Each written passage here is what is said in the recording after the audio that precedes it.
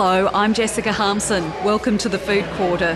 Haigh's is the nation's oldest family-owned chocolate manufacturing retailer. The Adelaide company is somewhat of a South Australian institution.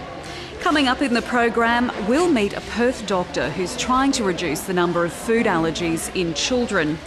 First though, cooking is a lifelong skill, so how do you get a reluctant kid into the kitchen? Well, organic chocolatier Peter Edmonds believes he has the answer. He's running programs teaching children how to cook chocolate and, of course, how to eat it. Everybody say it,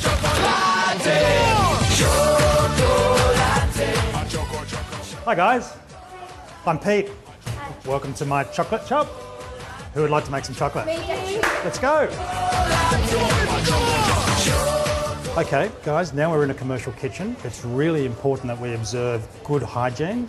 That means washing our hands, getting aprons on and hairnets on. So let's go and get ready.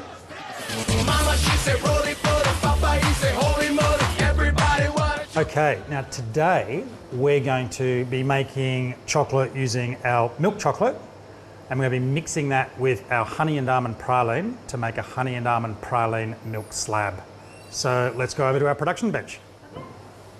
Okay, here's our big bowl of melted milk chocolate.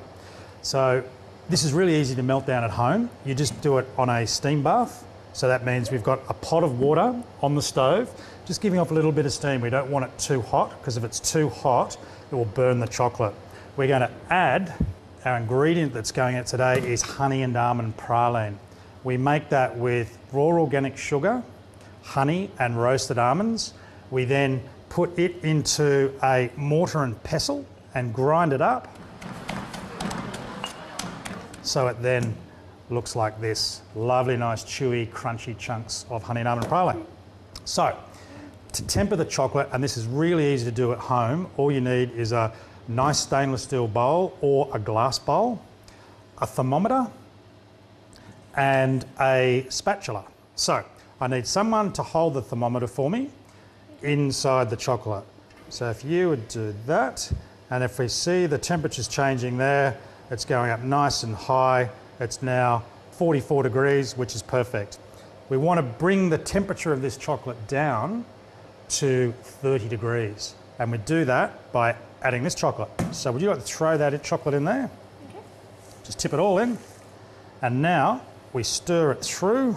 The temperature of our chocolate is going to drop. And this process is called tempering.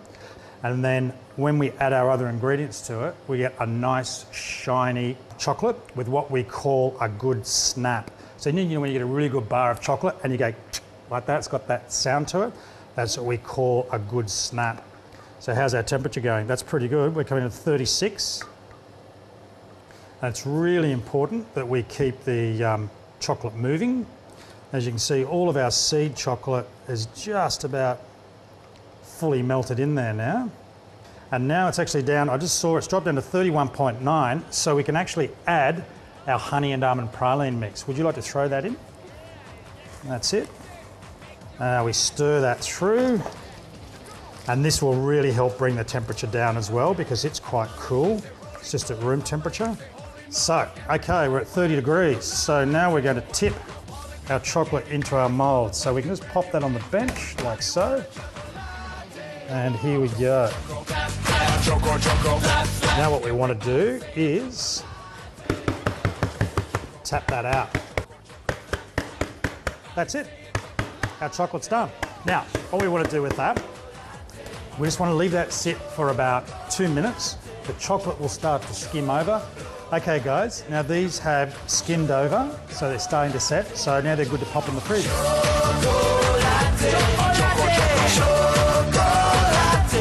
Oh, look at that. And then let's see if we've got that nice snap. Everybody say it, chocolate, chocolate, chocolate,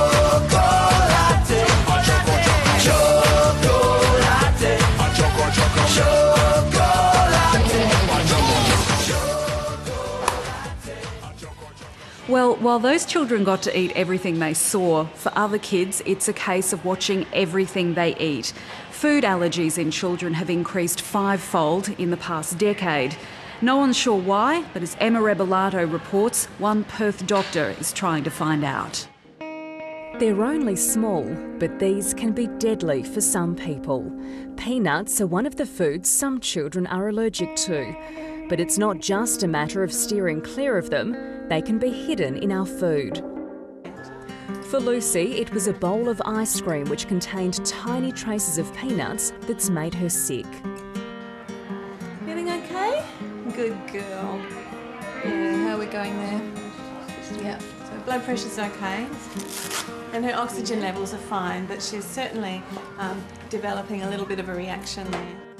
Each week, this Perth hospital gets 50 new patients with allergies coming through the door.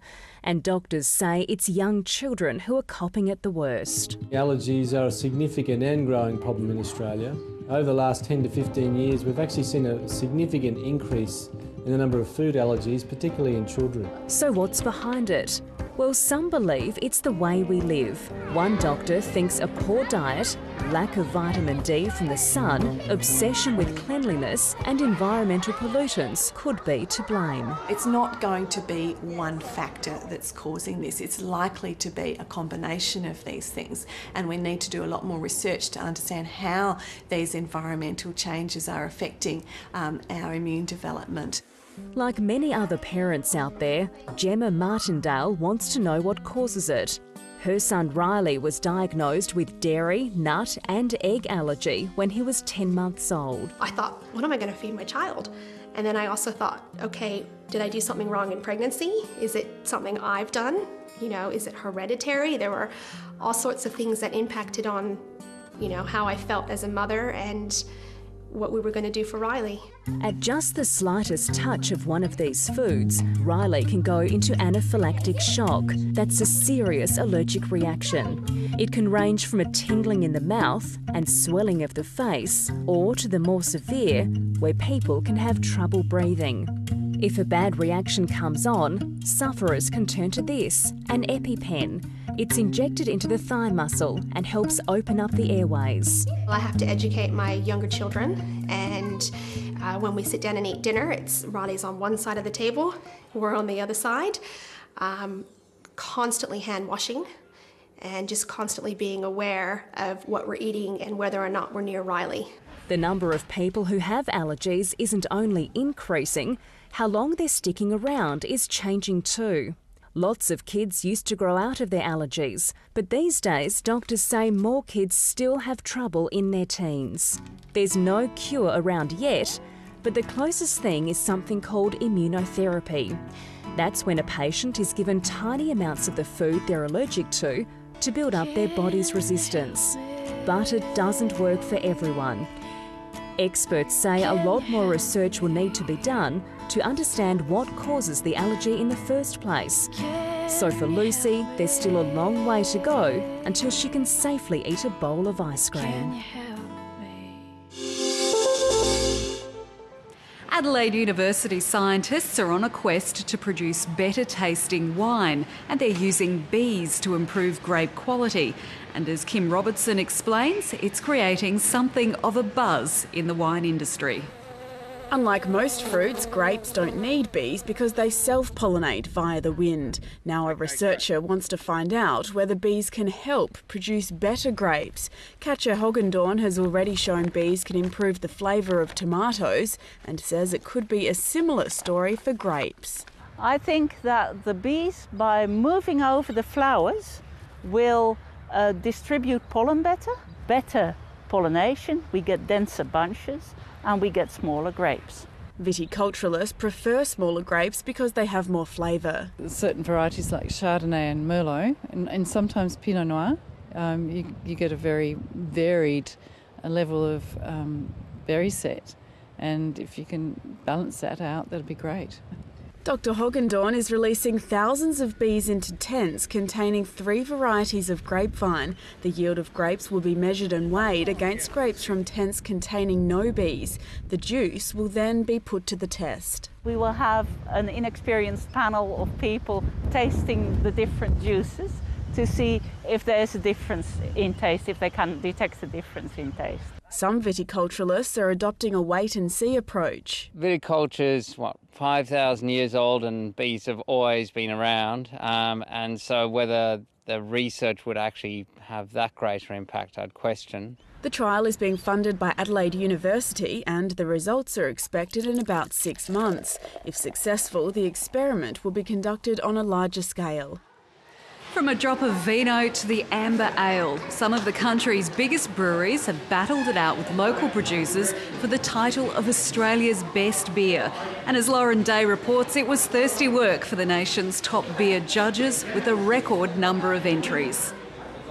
Going for gold in the Battle of the Brews, more than 50 beers vied for the title of Top Drop. The judges begin by looking at appearance. They're drinking the beer effectively for their eyes when they start off with. So they're looking for the colour, the way in which the beer laces. They then examine everything from aroma to drinkability, finding flavours you might never think were possible in your favourite beverage. It's got lots of bananas, banana aromas. We've got a little bit of musk. We've had some smoky bacon, and we've even had some cloves. And how do you land the dream judging job? It's years and years of painstaking work and training. The right coloured ribbon can mean a lot for the winning brewer. Whether it was, $1,000 or $10,000, the publicity that was generated was really positive for us. Sales immediately went up. But the beer business isn't going so well for everyone, with sales flat across the country. Beer connoisseurs say the brew now rivals wine in terms of variety and quality. And while beer consumption is down in Australia, they say appreciation is growing. There's just one important difference between the amber ale and plonk. I just don't think you need to wear a cravat to drink it. This year's prize went to a pale ale from New South Wales. That's all for this episode of The Food Quarter. We'll leave you with a look at the inner workings of the Haigh's factory. I'm Jessica Harmson. See you next time.